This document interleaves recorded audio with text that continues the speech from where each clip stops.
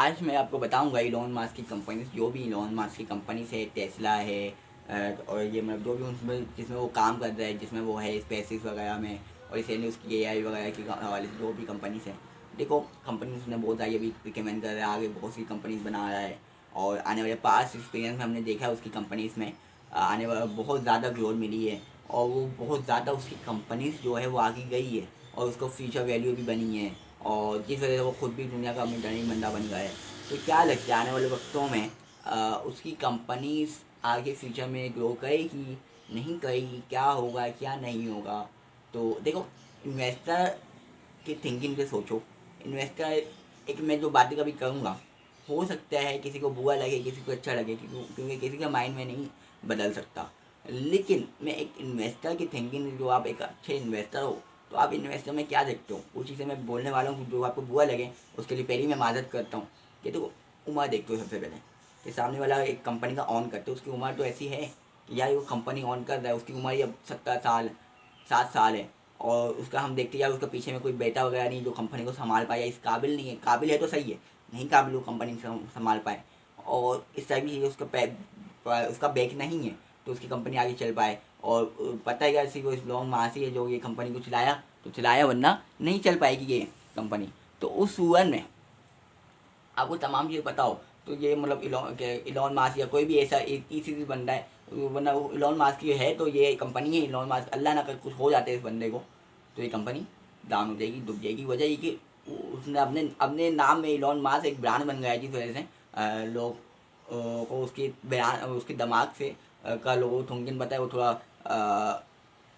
Creative और एक mind blowing बन रहा है और लोग उसके ऊपर भरोसा करके वो कंपनी में कर ले और ये सारी चीज़ है। तो ऐसी मतलब मैं लोन मारने कोई भी बंदा जिसकी अपनी कंपनी हो लेकिन उसका पास कोई ऐसा ना हो और उसकी उम्र ज़्यादा हो गई हो तो एक इन्वेस्टर उस कंपनी में इन्वेस्ट नहीं करेगा। वो क्यों नहीं करेगा? क्योंकि उसको पता है यार 5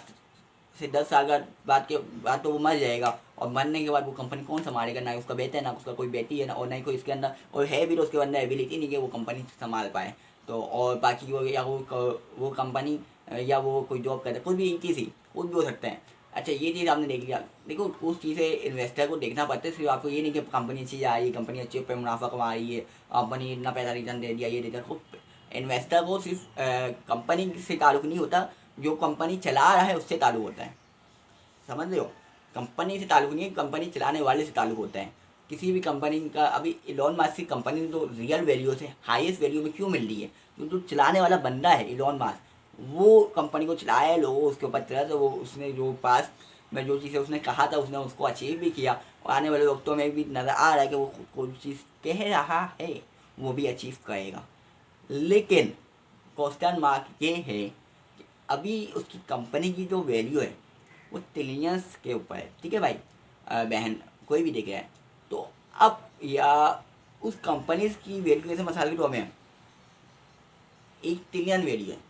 अब 1 ट्रिलियन वैल्यू उस कंपनी की वैल्यू है तो 1 ट्रिलियन को डबल होने में 2 ट्रिलियन बनने में मसाले में 1 ट्रिलियन उसकी वैल्यू। 1 ट्रिलियन बहुत बड़ा होता है भाई, बिलियंस 1000 बिलियन 1 ट्रिलियन बन रहा है तो बहुत बड़ी अमाउंट होती है। अब 1 ट्रिलियन को एक 2 ट्रिलियन बनने में कितना वक्त रखेगा आप सोचो। एक मैं मसाले टॉप में 1 बिलियन को 2 बिलियन बनने में कितना वक्त लगेगा? थोड़ा टाइम लगेगा, पैसा बहुत बड़ा है। अब मसाले टॉप में 1 रुपये है, आपके मैंने कोई सामान लिया और उसमें 1 रुपये मुनाफा करके बेच दिया, वही आपके पास 1 लाख रुपये, फिर आप कुछ सामान खरीदते हो तो डायरेक्ट आपको 1 लाख का मुनाफा नहीं देता, वो थोड़ा सा आप 50 कर दे, वो 30,000 का दे, वो 20,000 का दे, टेकी आ जाइए। छोटा अमाउंट होता है तो मुनाफा डबल दे देता है। तो या आप 1 रुपये ना आप किसी को दे दो, यार मुझको 2 रुपये दे दो, वो दे देगा ऐसे फ्री में। आप अल्लाह के नाम भी मांगते हो, सारे 1 का 2 का ही देते हैं। जब अमाउंट बढ़ जाएगी ना 1 करोड़ रुपये हो गए और बोलोगे यार 1 करोड़ रुपये ले लो, 2 करोड़ रुपये दे दो वो दो 2 रुपये, फिर वो बोलेगा अच्छा 2 करोड़ में, तो उनको वो जीरो भी नहीं देगा। तो यार तो ये चीज़ है। तो यही है कि उसकी जो कंपनी की रियल वैल्यू, मैं ये नहीं कहता कि उसकी कंपनी ग्रोथ नहीं होगी, आने वाले वक्तों में वो कंपनी आगे नहीं जाने वाली इलॉन मस्क की कितनी भी कंपनी से। लेकिन एक तो देखो, इलॉन मस्क खुद ने अपने आप को उसने ब्रांड बना लिया है, तो इससे नुकसान उसका ये है कि लोगों ने उसके ऊपर बहुत ज़्यादा कर दिया। अब वो इलॉन मस्क खुद भी कहता है कि मैं अपनी कंपनी का शेयर्स मैं खुद भी नहीं बेच सकता, वही जैसी मैं बेचता हूँ वैसी कंपनी का प्राइस नीचे गिर जाएगा। मतलब वो है तो दुनिया का अमीर तरीन बंदा, लेकिन वो पैसा होल्ड नहीं कर सकता, वो अपना पैसा निकाल नहीं सकता अपने स्टॉक मार्केट। अब वो क्यों नहीं अपना पैसा निकाल सकता अपने कंपनी से, कि वो कंपनी से जैसे ही पैसा निकालेगा वैसे ही उन लोगों का भरोसा टूटेगा भाई ये अपना पैसा निकाल लें, तो लोगों ने उसके ऊपर तरस करके पैसा, वो लोगों फोई में अपना पैसा निकालने लग जाएंगे, और जो उसकी रियल वैल्यू है वो वैल्यू खत्म करके खत्म हो जाएगी, और वो तो इतना ज़्यादा जो मतलब नंबर्स में हाईएस्ट चल रहा है वो नहीं चल पाएगा, और फोई में डाल में चले जाएगा, और फिर वो कोई मिलियन बन जाएगा जो उसका जो निकला हुआ पैसा, और पे कंपनी तो गई। तो इसलिए वो निकाल भी नहीं सकता वो पैसा, अक्सर वो निकालता है मुश्किल से 5 मिलियन निकाले, 500 मिलियन निकाले, 1 बिलियन निकाल लिया, तो छोटी मोटी अमाउंट निकालते, उसके लिए तो इतनी बड़ी अमाउंट नहीं है, लेकिन निकालता है, लेकिन बहुत छोटी अमाउंट निकालते हैं, और जिससे और ये छोटी हमारे लगी उसके लिए तो बहुत है, मतलब उसके लिए छोटी हमारे लिए तो बहुत है, लेकिन उससे उसके मामले चल रहे होते हैं। तो कहने का मकसद है कि हाँ ये बंदा सही है, कंपनी भी ग्रो होगी, आने वाले वक्त में हो सकता हो जाए, लेकिन देखो इलॉन मस्क खुद ने अपने आपको ब्रांड बनाया, अब उसकी कंपनी में कुछ ऐसे लोग होते हैं कि पार्टनरशिप होती है, कोई ऐसा सोचते हैं कि हाँ भाई कंपनी में ग्रोथ होगी, ये तमाम कंपनी अच्छी। अब देखो एक टाटा रिलायंस कंपनी की बात करता हूँ, इसमें इन्वेस्ट आप करते हो, इसमें सिर्फ अपना मुकेश अंबानी नहीं है बंदा, इसके मेंबरशिप है, इसके इन्वेस्टर है, और बहुत से लोग हैं जो इस कंपनी संभाल रहे हैं, और मुकेश अंबानी को कोई मैं पहली बात मैं अपनी बात लूँ तो मैं रिलायंस कंपनी को मैं जानता था, मैं मुकेश अंबानी कौन है मुझको पता भी नहीं था, फिर बाद में जब वो हाईएस्ट में आया दुनिया के, तो उसके बाद मुझको पता चला ये कोई बंदा भी है। तो ऐसी मतलब ऐसी कंपनी से लो जिसमें कंपनी को आप जानते हो, ना कि उसके बंदे को। सबसे पहले आपको कंपनी खरीदने से काम नहीं ये देखा होता है, जैसे कोलगेट कंपनी है ना, कोलगेट बहुत बड़ी कंपनी है, बहुत से मतलब आपके वो इंडिया में भी पाकिस्तान में और भी मुल्कों में चल रही है, लेकिन कोलगेट कंपनी के मालिक कौन है कोई किसी को नहीं पता, वो बहुत बड़ी कंपनी है, तो वो आपको पता है यहाँ पर ही है। तो वो कंपनी कभी भी उस किसी के नाम के ऊपर डिपेंड नहीं है, या उसकी मार्केट कैप उसके नाम की वजह से हाईएस्ट लोएस्ट नहीं हो सकता, या वो अचानक से उसको बीमारी हो जाती है या वो मर ही जाता है बंदा, तो वो कंपनी ठप हो जाती है, नहीं होगा ऐसा कुछ, क्योंकि वो मार्केट के ऊपर नहीं है डिपेंड, वो मार्केट के ऊपर मतलब वो ये बोलूँगे वो बंदे के ऊपर कोई डिपेंड नहीं है, वो कंपनी ऑटोमेटिक एक ऑटो पायलट में चल रही है कंपनी, मतलब कोई आए कोई जाए तो घंटा फर्क नहीं पड़ता उस कंपनी को, वो ऑटोमेटिक चल रही है। वैसी कुछ और कंपनी है जैसे पेप्सी हो गई, अब पेप्सी अब देखो पेप्सी कंपनी अब इतना सालों से पी है, बाद में पता चला अपना वॉरेन बफेट के भी बहुत से बड़े शेयर्स इन्होंने नहीं सॉरी कोका कोला में खरीदे हुए, तो कोका कोला कंपनी बहुत बड़ी है, तो ये ऑटो पायलट की कंपनी ना ना वॉरेन बफेट को कोका कोला बनाना आते, सिर्फ उन्होंने पढ़ाई की और उसके वजह से उन्होंने पैसा डाला और इससे पैसा कमा रही है, क्योंकि वो ऑटो पायलट की कंपनी कोई हो ना हो, इलॉन मस्क हो, इलॉन मस्क वॉरेन बफेट हो, वॉरेन बफेट के अलावा कोई और बंदा भी आ जाता है उसके बाद कंपनी का मालिक बन जाता है, तो बन जाएगा आसानी से, तो फिर वो कंपनी ऑटो पायलट में चल रही है। तो यही चीज़ है कि वो कंपनी जो ऑटो पायलट में वो लो, तो मैं ये रिकमेंड नहीं करता कि आप इलॉन मस्क की कंपनी खरीदो। हाँ आपको बड़ी कंपनी का कैसे आपको शौक है, या मैं बड़ी कंपनी, अरे मैं तो मेटा कंपनी का मालिक हूँ, अरे मैं तो इसका मालिक हूँ, मैं तो अरे मैं तो टेस्ला का मालिक हूँ, अरे मैं स्पेसिस का मालिक हूँ, तो वो सही है, लेकिन आप एज ए इन्वेस्टर आप इन कंपनी से थोड़ा दूर हो तो अच्छा है। अच्छा थोड़ा दूर हो, और उसके अलावा एक और चीज़ है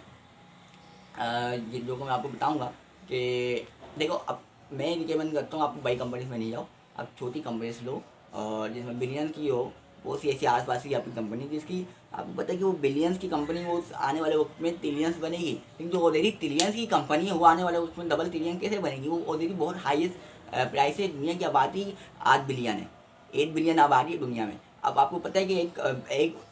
एक मसाले में 1 बिलियन की कंपनी है, एक बिलियन की कंपनी है, दुनिया की आबादी 8 बिलियन है, अब वो 1 बिलियन की कंपनी साला 8 बिलियन तक पहुंच जाती है, और उसमें एक रुपये से भी वो मुनाफा कमा लेती है, तो 8 बिलियन की वो कंपनी बन जाएगी, वो लॉन्ग टर्म में एक अच्छा बनेगी, मतलब वो आगे जाएगी, वो कंपनी में ग्रोथ है, मतलब ये मेरा 1 रुपये मसाले दे रहा हूँ, लेकिन अब तो वो कंपनी से ज़्यादा मुनाफा कमाती है, तो एटलीस्ट वो कंपनी में ग्रोथ तो है कम अज़ कम, इन कंपनीज में नहीं है, तो सोच समझ के इन्वेस्ट किया करो भाई, और सोच समझ के साइड ये किया करो। और मैंने जैसा कि कहा कि किसी भी ऐसी कंपनी को खरीदना मत जिसमें बंदे के ब्रांड के मतलब खुद बंदा ना, अब ऐसे अब इसके अलावा अब मेटा के हवाले से भी बोलूँगा ये कि अब मेटा की कंपनी खरीदना चाहिए नहीं खरीदना चाहिए, इसके लिए मैं एक दूसरी वीडियो लाऊंगा, उसको भी जाके देखो मेटा के हवाले से, तो वो भी मैं बताऊँगा। तो इसी सारी वीडियो ख़त्म करते, या वीडियो अच्छे लगे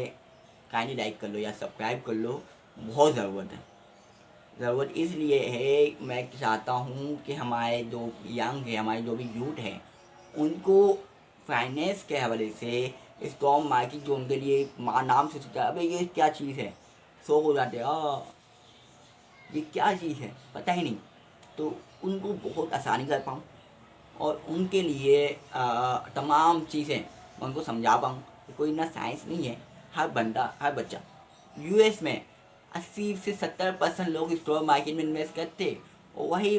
पाकिस्तान में 1 से 2% लोग या इंडिया में 1 से 2% लोग इन स्टॉक मार्केट में इन्वेस्ट करते। तो इसका मकसद ये है क्यों ऐसा होता है, ऐसा ये हमें नॉलेज नहीं है और हम वही कुत्तों की तरह तालक कुत्तों की तरह काम कर रहे होते। सुबह जाते 9 to 5, अब तो 9 to 6 हो गई जॉब अक्सर जगहों में, 9 to 7, कोई कहीं कहीं तो 9 बजे के लेकर 8 बजे तक काम कर रहे होते हैं या दिहाड़ी हिसाब होता है हमारा, तो कर रहे होते हैं। लेकिन मैं बोलते जो रिक्शा चलाता है ना वो भी अमीर हो सकते हैं, उसको स्टॉक मार्केट की और तमाम फाइनेंस की नॉलेज हो, बस आपको नॉलेज होना चाहिए। तो वही नॉलेज की रिक्वायरमेंट मैं करता हूँ, तो काइंडली यार सब्सक्राइब कर लेना। टाटा बाय बाय, अपना ख्याल रखो, दुआओं में याद रखो।